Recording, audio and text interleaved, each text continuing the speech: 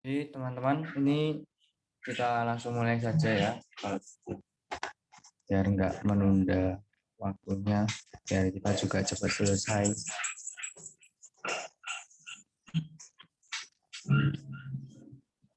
Baik, Mas, sudah bisa dimulai. Saya mulai Sebentar, ya. Oke. sebentar Mbak, saya Ya. nyalakan rekam layarnya dulu. Oke. Sebelumnya mohon maaf karena agak telat. Niki langsung saja ya. Jadi, Bismillahirrahmanirrahim. Assalamualaikum warahmatullahi wabarakatuh. Waalaikumsalam warahmatullahi wabarakatuh. Jadi, uh, saya akan menjelaskan sedikit mengenai rancangan proposal skripsi yang telah saya susun. Di sini saya mengambil judul Determinan Pengungkapan Islamic Social Reporting perusahaan-perusahaan yang terdaftar dalam Jakarta Islamic Index 70 tahun 2018 sampai 2020. Lanjut, Mas.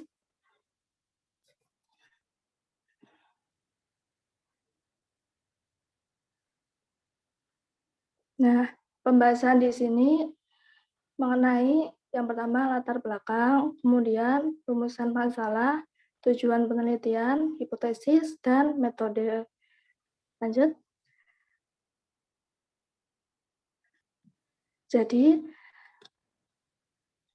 latar belakang yang saya ambil di sini adalah karena pentingnya pengungkapan tanggung jawab sosial perusahaan atau yang biasa kita kenal dengan corporate social responsibility, di mana terdapat peningkatan kualitas perkembangan CSR di Indonesia dari yang awalnya itu bersifat sukarela menjadi wajib setelah ditetapkannya Undang-Undang Nomor 40 Tahun 2007 tentang perseroan terbatas. Dalam undang-undang ini menyebutkan CSR sebagai tanggung jawab sosial lingkungan atau disingkat dengan TJSL.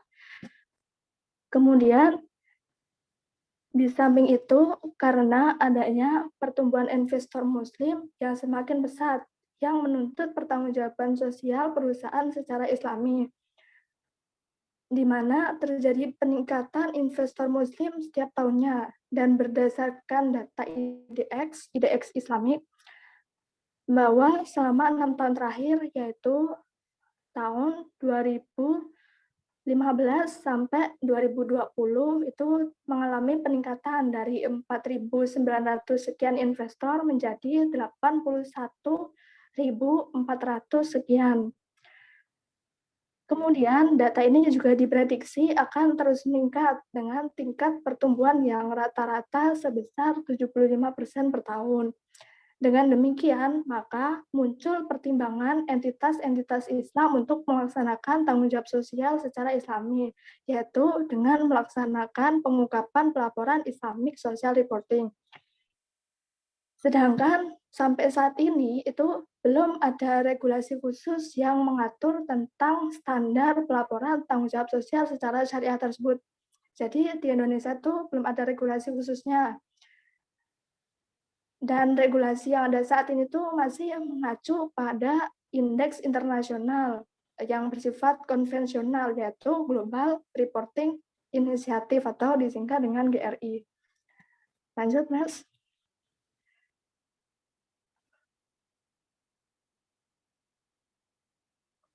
Nah, mengambil dari penelitian terdahulu. Yang pertama, penelitian Rohana Othman dan kawan-kawan. Nah, dalam penelitian ini mengambil judul Determinant of Islamic Social Reporting Among Top Sharia Approved Companies in Bursa Malaysia.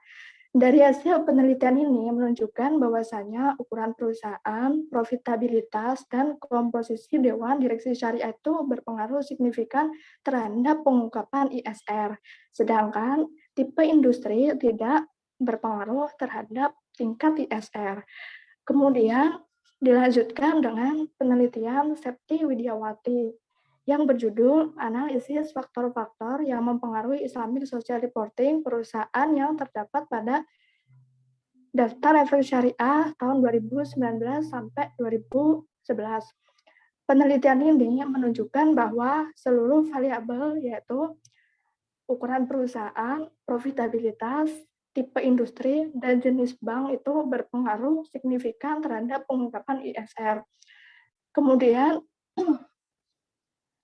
penelitian Tri Puji Astuti yang berjudul Faktor yang Mempengaruhi Pengungkapan ISR pada Bank Syariah di Indonesia. Penelitian ini juga menunjukkan bahwa ukuran perusahaan, leverage, itu berpengaruh positif terhadap ISR. Tetapi profitabilitas itu tidak berpengaruh terhadap pengungkapan ISR. Kemudian penelitian Tria Karina Putri juga menunjukkan bahwasanya faktor ukuran perusahaan, tipe industri, dan surat berharga syariah berpengaruh terhadap ISR, sedangkan profitabilitas tidak berpengaruh.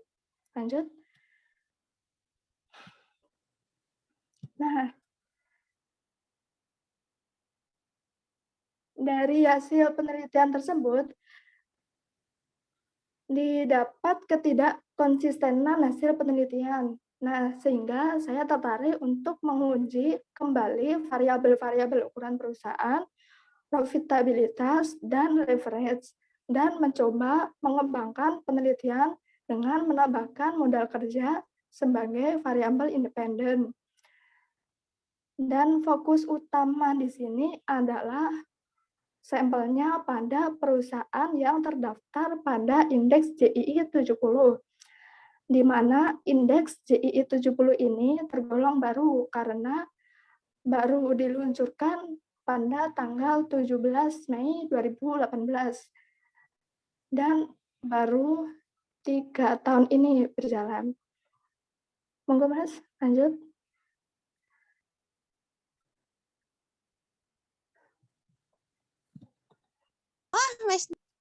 Selanjutnya, rumusan masalah.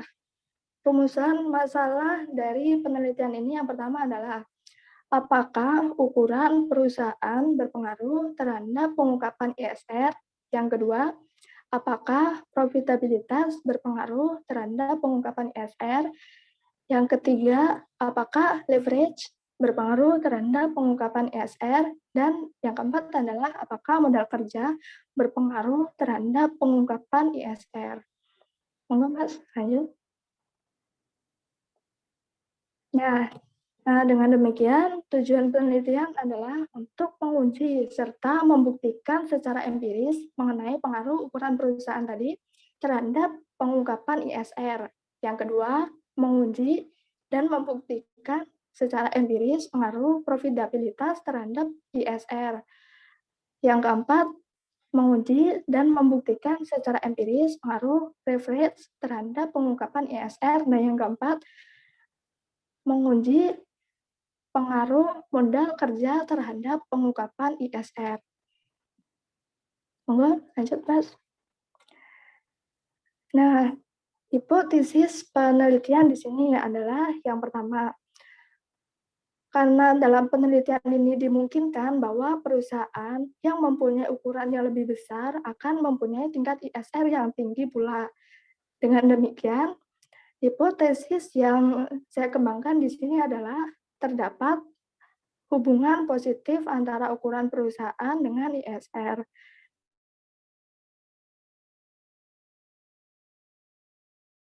Tinggi juga cenderung mengungkapkan lebih banyak informasi dibanding perusahaan yang profitabilitasnya itu lebih sedikit. Dengan demikian, terdapat hipotesis yang saya kembangkan adalah terdapat hubungan positif antara profitabilitas dengan ISR. Selanjutnya, leverage yang merupakan rasio yang digunakan untuk mengukur sejauh mana aktiva perusahaan itu dibiayai oleh utang, di mana semakin tinggi tingkat utang atau leverage yang digunakan oleh perusahaan untuk membiayai aktifanya, maaf, maksudnya untuk membiayai aktivitasnya, maka semakin tinggi pula leverage keuangan perusahaan, sehingga perusahaan dengan tingkat leverage yang tinggi akan memiliki dorongan untuk memberikan informasi yang lebih besar kepada pihak luar. Dengan demikian, hipotesis yang dikembangkan adalah terdapat hubungan positif antara leverage dengan ISR. Dan yang keempat, di mana semakin cepat perputaran modal kerja menunjukkan semakin efektif penggunaan modal kerja yang berdampak pada peningkatan profitabilitas. Sehingga perusahaan yang memiliki profitabilitas yang tinggi maka akan lebih mudah untuk mengungkapkan pelaporan pertanggungjawabannya. Dengan demikian, hipotesis yang dikembangkan di sini adalah terdapat hubungan positif antara modal kerja dengan ISR. Selanjutnya, metode penelitian. Metode penelitian, jenis penelitian di sini adalah penelitian kuantitatif dengan populasi yang berasal dari perusahaan-perusahaan yang terdaftar di BEI dan sampel yaitu perusahaan yang terdaftar di JII 70. Metode pengumpulan data yaitu dengan studi dokumentasi jenis data, data sekunder, sumber data dari IDX, dan website resmi masing-masing perusahaan. Metode analisis yaitu dengan menghitung laporan keuangan masing-masing yang kemudian diuji hipotesiskan dan diuji menggunakan regresi linear berganda. Kemudian definisi operasional variabel penelitian di sini variabel dependent adalah ISR atau Islamic Social Reporting.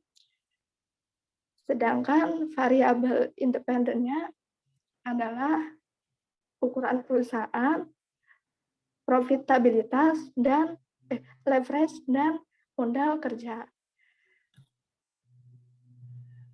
Demikian uraian mengenai proposal skripsi yang saya ajukan. Mohon maaf bila banyak kesalahan. Untuk selanjutnya, apabila ada pertanyaan, silakan bagi teman-teman. Monggo. Oke, baik, pada sesi ini mungkin akan dibuka 3 sesi pertanyaan aja, biar nanti ada laporan buat bapaknya bahwasanya kita benar-benar melakukan ujung dengan baik sesuai instruksi.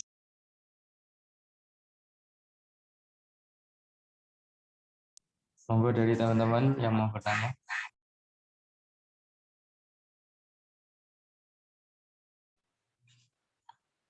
Saya mau tanya.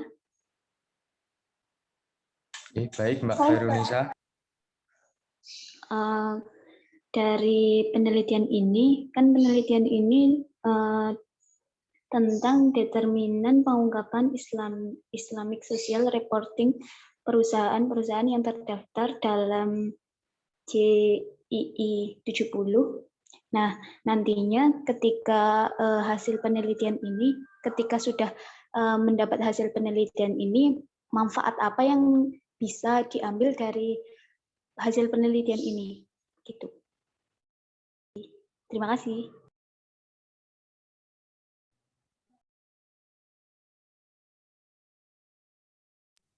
Baik, ada lagi?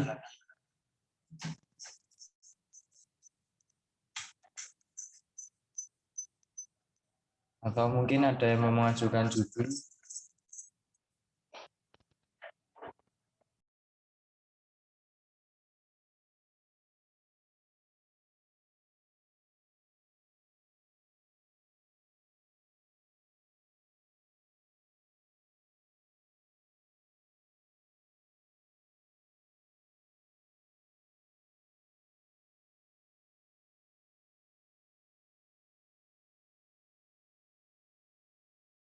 Monggo teman-teman kalau ada yang mau ditanyakan.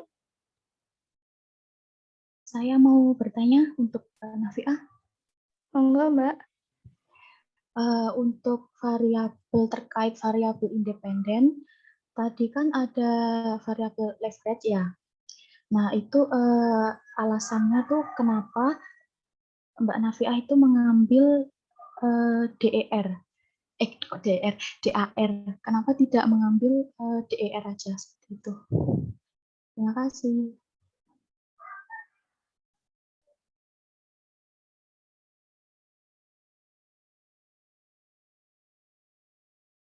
Oke, apa ada pertanyaan lagi?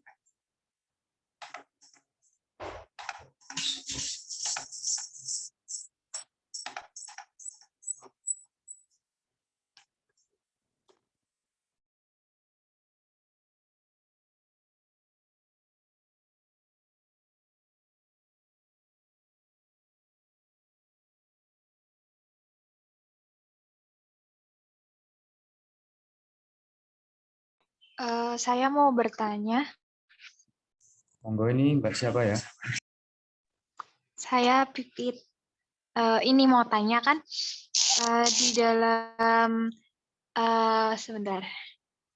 Ini di dalam penelitian Mbak Nafiah itu kan ada Islamic Social Reporting.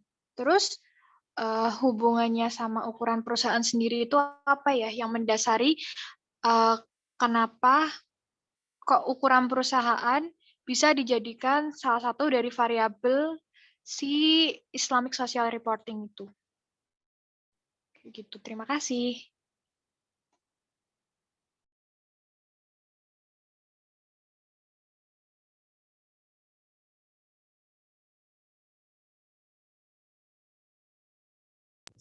Oke, ini dicukupkan 3 pertanyaan dahulu. Ini biar Mbak Nafiah cari jawaban.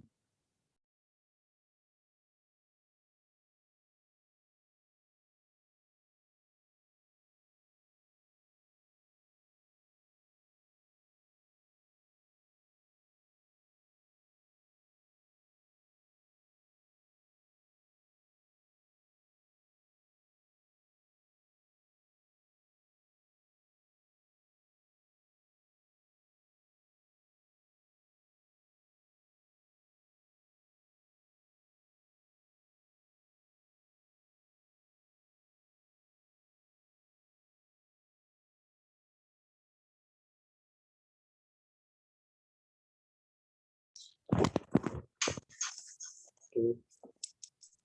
Mbak Nisa tadi pertanyaan apa ya, Mbak? Lupa belum saya tadi.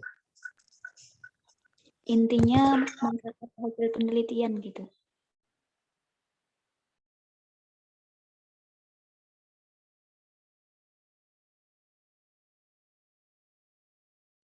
Manfaat bukan metode penelitian.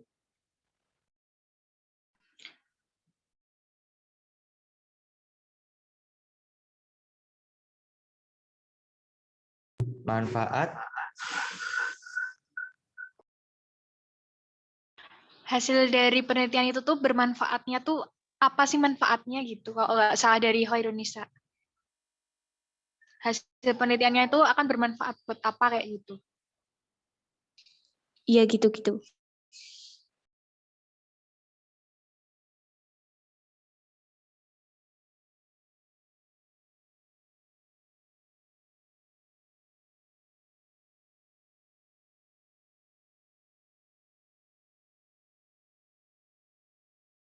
Mbak Yeni tadi apa, Mbak? Terkait variabel independen yang leverage. Itu kan tadi Mbak Nafiah pakai DAR ya. Apa alasannya memakai DAR? Kenapa tidak memakai DER aja? Gitu.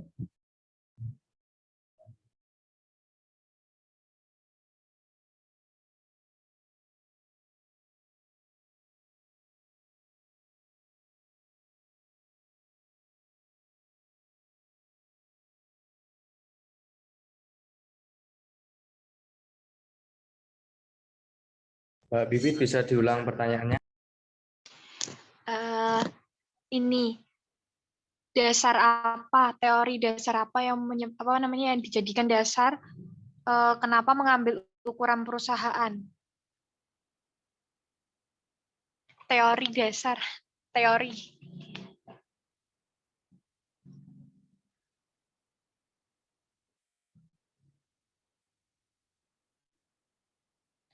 Pengambilan ukuran perusahaan sebagai variabel independen dari Islamic, apalagi ISR.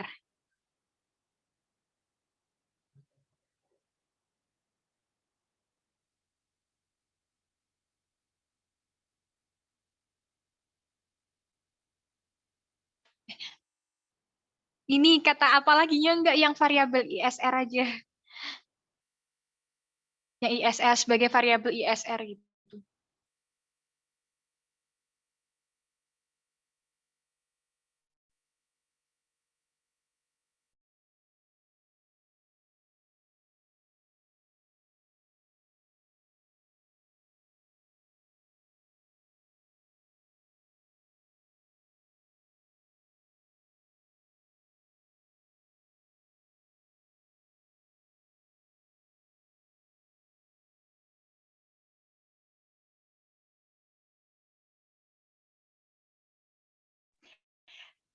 Febri, itu dihapus kata Islamic sebagai, kan itu udah ada sebagai variabel ISR itu.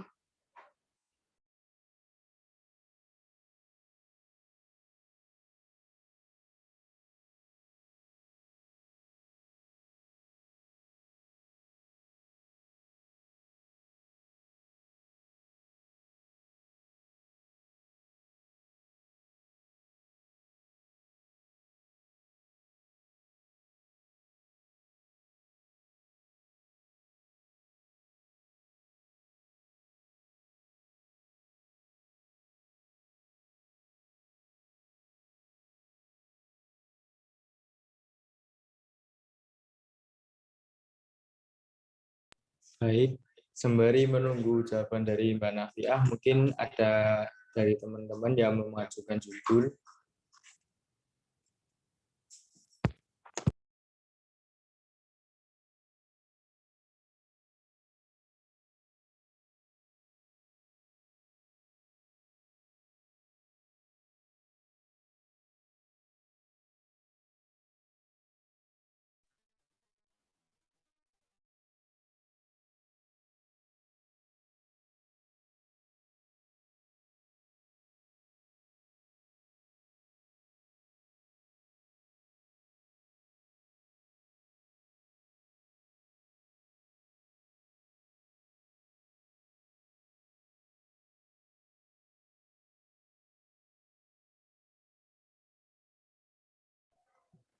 Baik, izin menjawab pertanyaan Mbak Khairunisa ya.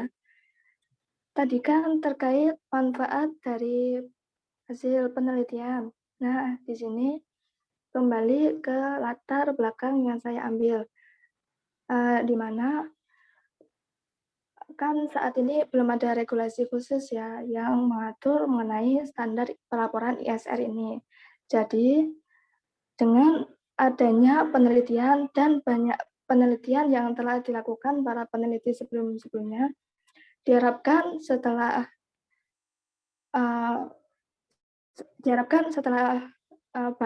banyak penelitian dilakukan ini dari pihak lembaga yang mengadakan regulasi atau mungkin dari OJK atau dari atau ada ketentuan dari DSN MUI itu dapat menetapkan standar mengenai pelaporan ISR sehingga entitas-entitas syariah itu dapat mengacu pelaporannya pada standar tersebut, begitu.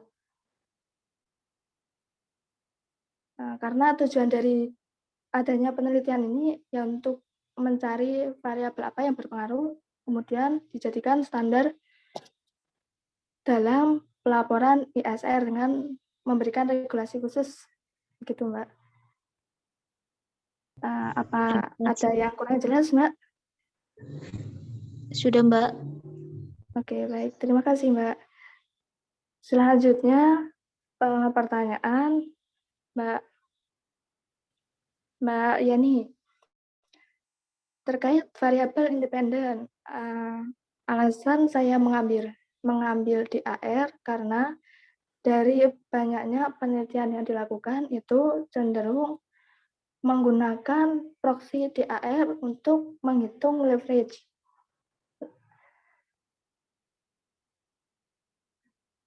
Karena DAR itu kan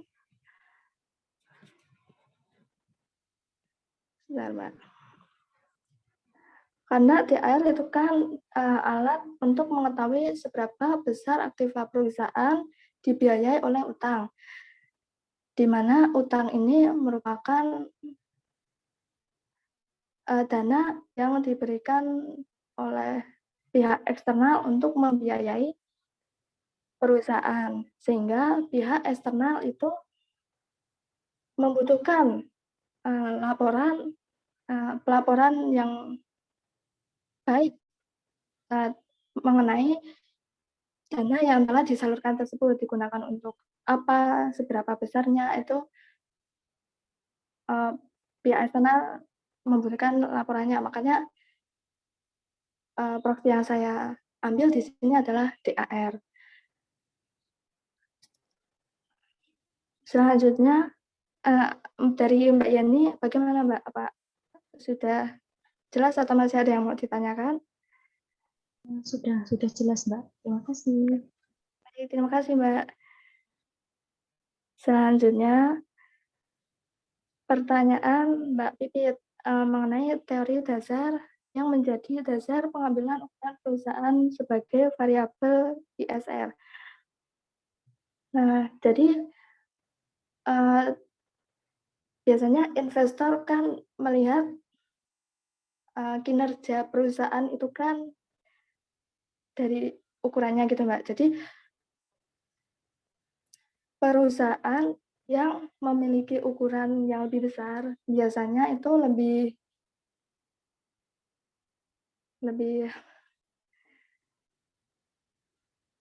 lebih mudah untuk mengungkapkan pelaporannya dibandingkan perusahaan yang memiliki ukuran lebih kecil.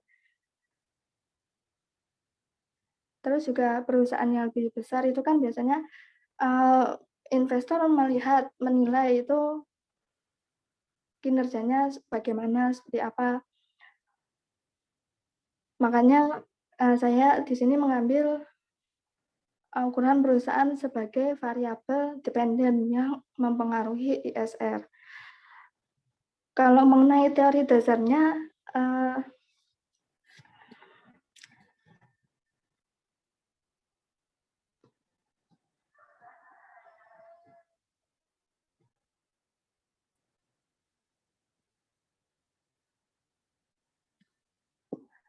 kalau mengenai teori dasar mengenai ukuran perusahaan ini belum ada acuan khusus sih, Mbak, karena masih bergantung pada pandangan investor yang menilai itu tadi, kalau perusahaannya besar maka pertanggungjawaban untuk melaporkan hasil kinerjanya itu lebih besar juga. Jadi seperti itu, Mbak. Bagaimana Mbak Pipit? Ada yang masih kurang jelas atau mungkin ada sanggahan? Sudah jelas Mbak Nafiah. Gimana, Mbak? Agak apa namanya? Kalau boleh masukan dikit ya, Mbak. Iya, boleh, Mbak. Boleh banget. Bagaimana, Mbak? Nah, itu mending itu Mbak ini loh, cari yang apa namanya? Teorinya itu kayak siapa yang mengungkapkan siapa, maksudnya itu siapa yang mengungkapkan si ini tuh bisa mempengaruhi si ISR-nya ini kayak gitu. Nanti soalnya kalau Bapak ini kan nanti juga pasti masuknya jatuhnya ke sana kayak gitu. Kenapa kok ini bisa mempengaruhi si kayak gitu? Kan pasti ada penelitian sebelumnya kan itu, Mbak. Nah, iya, itu. Mbak. Kalau Makasih Mbak mengenai Nana. itu, Oh, siap, Mbak. Oh, betul, Mbak. Jadi kalau mengenai penelitian sebelumnya itu sudah saya jabarkan di latar belakang proposal skripsi yang saya kirim di Google Classroom ya. Jadi di situ kan kalau dari penelitian sebelumnya yang mengukur bahwa ukuran perusahaan itu berpengaruh itu ada dari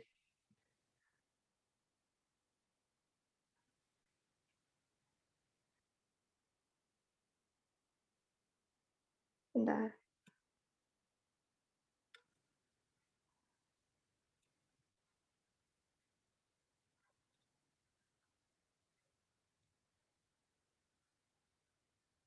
Itu di penelitian Otmar, terus Widiawati. Nah, di situ kan menjelaskan kalau ukuran perusahaan itu berpengaruh. Jadi di sini saya kan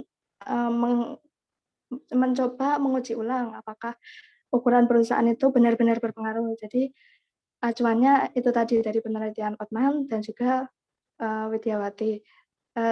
Terima kasih Mbak buat masukannya. Mohon maaf tadi kurang jawabannya kurang meyakinkan. Terima kasih. Udah kok. Makasih Mbak Naf. Siap, Mbak.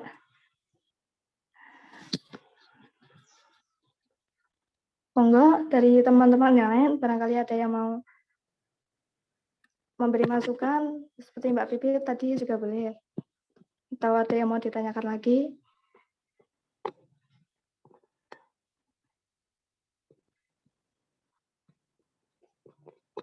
Mungkin gimana dari teman-teman, apakah sudah dirasa cukup? Kalau sudah cukup ya saya cukupkan.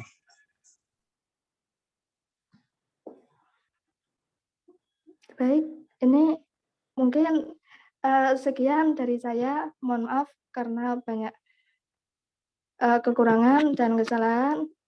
Terima kasih buat teman-teman yang sudah bertanya dan juga memberi masukan. Selanjutnya saya serahkan kepada Mas Febrian.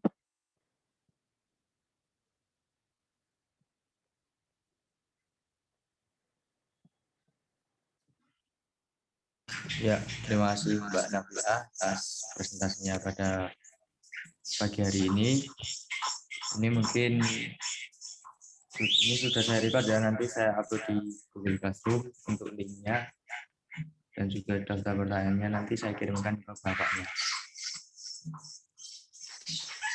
Kira-kira ada tambahan tidak dari teman-teman untuk siang pagi hari ini?